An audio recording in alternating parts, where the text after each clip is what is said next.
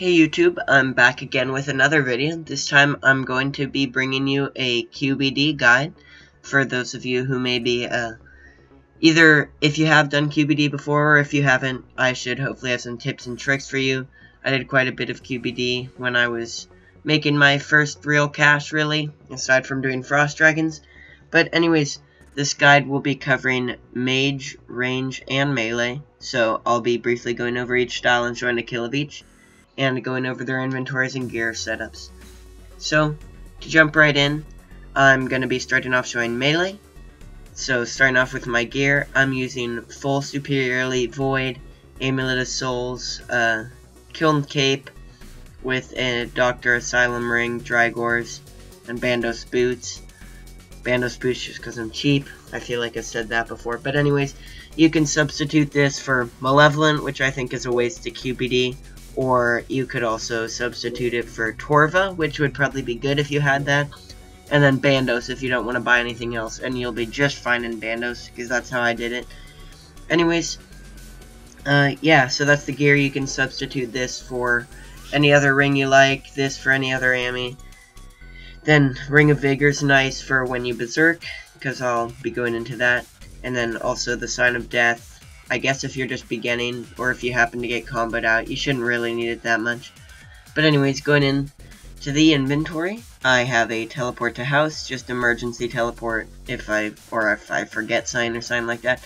So basically you want to have your overload, your renewal, your anti-fire. Super anti-fire is preferred, because if you don't, then there's all this complicated stuff you have to do that I'm not going to go into in this guide. I'm bringing 6 restores because I'm just having 1 flask here. Just for the purpose of the video, you could probably go 2. I mean, I'd recommend going for 2 once you do that. Should actually have 2 adrenaline flasks, and I just brought some restores for the extra double heal thing.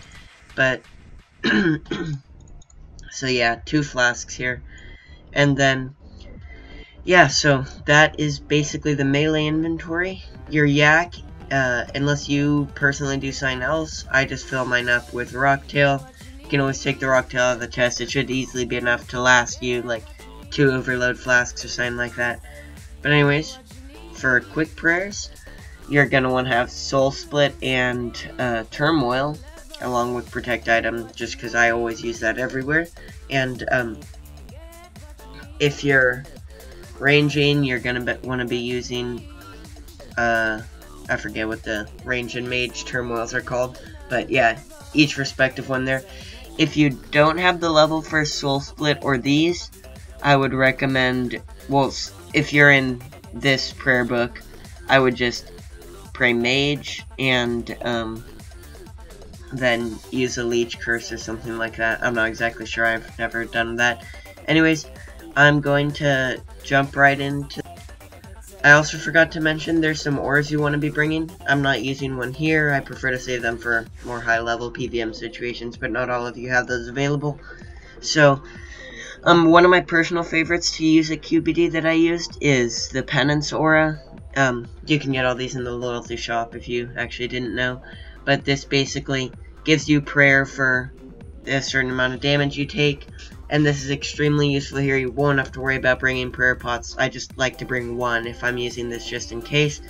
All standard like Supreme Sharpshooter, Dark Magic, Supreme Runic Accuracy, those all apply if you want to deal extra damage. Vampirism is nice if you're just learning for sure. But now I'm gonna... Oh, wait. Also, Invigorate you can use for when you Zerk. But now I'm gonna jump right into the kill. Alright, so I should probably mention how to get here. So you basically want to be starting, teleport to the Ports Room Lodestone. You should just have that unlocked, I wouldn't go any other way. You run right up here, there's a cave entrance, enter the cave, there's a grotworm lair right above the one I'm in right now. You just go down, slide down this tunnel, and then you'll be here where I am right now. Just briefly recommended stats, I would recommend you having... Definitely overloads and turmoil would be nice, but you can do it with definitely without turmoil, and you can do it without overloads too. It's all just kill speed, and it just takes some adjusting, and it gets easier and easier. Anyways, when you get here, there's the grot worms that are wandering around. This is the entrance to QBD. So what I like to do when I start out is I start hitting grot worms, so I build up adrenaline to 100% before I go in there. Because with melee, I like to zerk right off the get-go, just because then I can zerk on the 4th phase as well and get a really nice kill, and don't have to worry about taking a ton of hits. So, just building adrenaline, about to hit 100% here. Should probably actually bring a shield in all honesty, just to stall adrenaline between kills, which I'll go over, but you can do it with just these abilities, but it kinda sucks. You can't do it if you don't have devotion.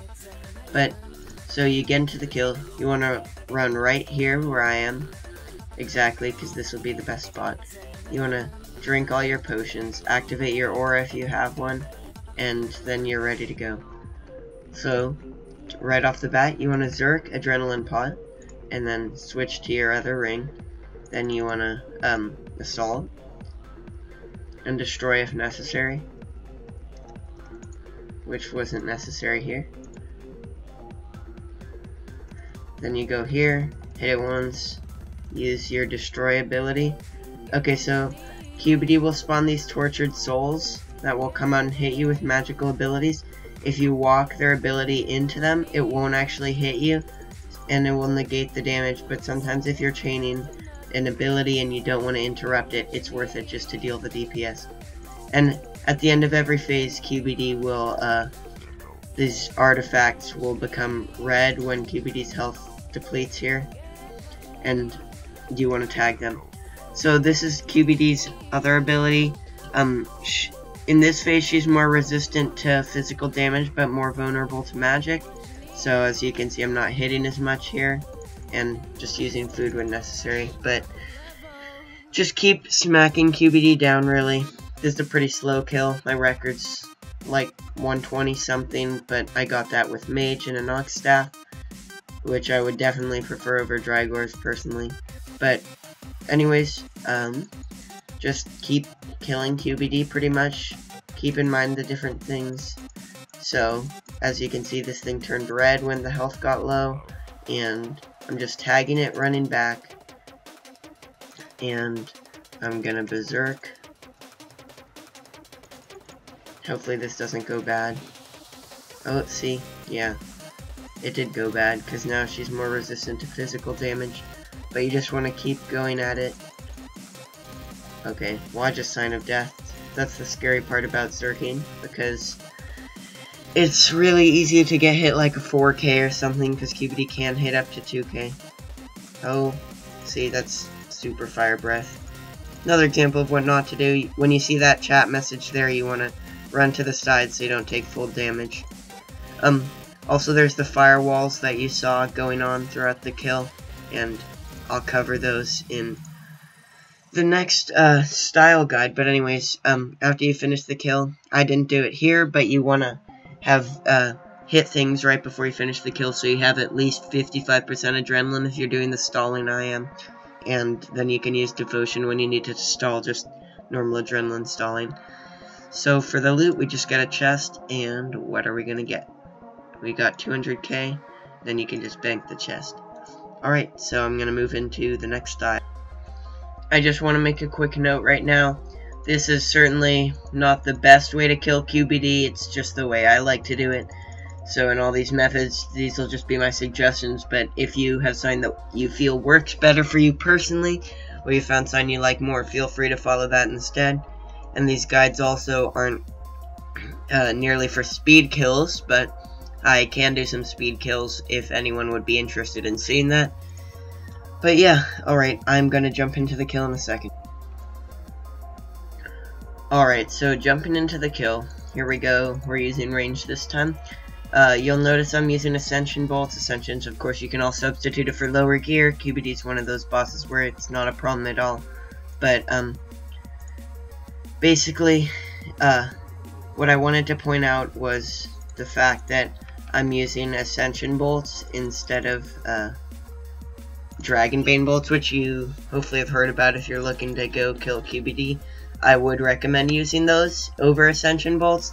I just haven't bothered to make any since I haven't QBD'd in a while. But anyways, you want to be standing here this time, so you're right next to the artifact and can hit it immediately. Then right when you move into phase 2, you want to use your ultimate. Use whatever threshold abilities rotation you like to use.